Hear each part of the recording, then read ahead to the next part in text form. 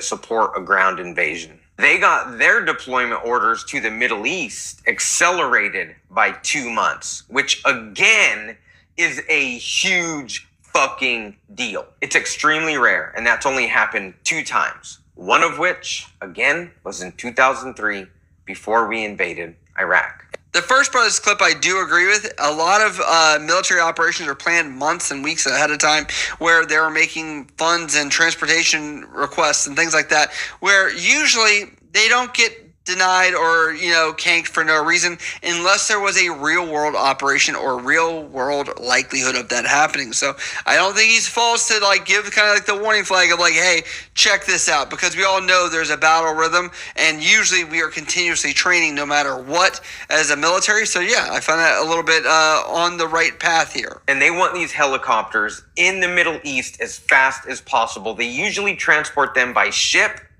We are flying them on giant planes to the Middle East to get them there as quickly as possible. So as you already know, we're staging 5,000 Marines, aircraft carriers, and amphibious assault ships in the Persian Gulf right now. And that consists of everything that you need to perform an amphibious assault on an island. So all of the U.S. bases around Iran have had their blood transfusion supply increased by 500%.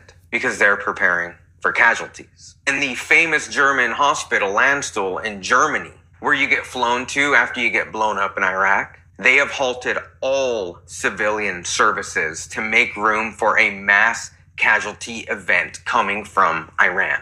As of March 12th, multiple field hospitals have been constructed in the UAE and Oman to again prepare for mass casualties. And he is not incorrect about this, about Landstuhl, the hospital in Germany, which was known to treat a lot of casualties during Iraq, Afghanistan, where we had the golden hour, where that was how people were brought to Landstuhl. A lot of people remember not much until they got to Landstuhl if they were intubated or sedated for whatever reason, and then they would end up in Walter Reed over in Bethesda, Maryland, where that was their final stop to rehab and kind of get back in the fight or get out of the military entirely. But, even the blood bank that we're talking about, if that's the case, we know blood transfusion is the number one way to allow people to survive, because honestly, we've tried and learned a lot of stuff from Iraq, Afghanistan, where we were we were actually taking people's lives by not giving them fresh whole blood. So the fact that the military is operating at this level and showing this, I don't know where his details or intel is from or open source information, but if what he is saying here is correct, I'd say, yeah, I'd be a little worried as well. And it was just leaked that on March 20th, 2 days ago, the Pentagon submitted ground invasion plans to the White House. 24 hours later, Donald Trump gave Iran an ultimatum. Open the Strait of Hormuz in 48 hours or else. They're not going to comply. So the next logical step that Trump is going to make is to physically open the Strait of Hormuz using our Navy and our military, which would consist of a ground invasion of Karg Island.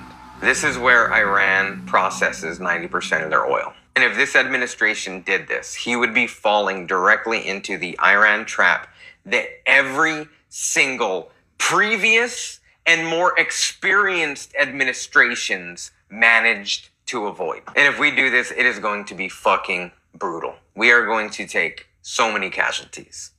Because those IEDs that were killing us and blowing up our fucking Abrams tanks and shit, yeah, they fly around now, and they could reach you anywhere. There's nowhere to hide. Nowhere to hide.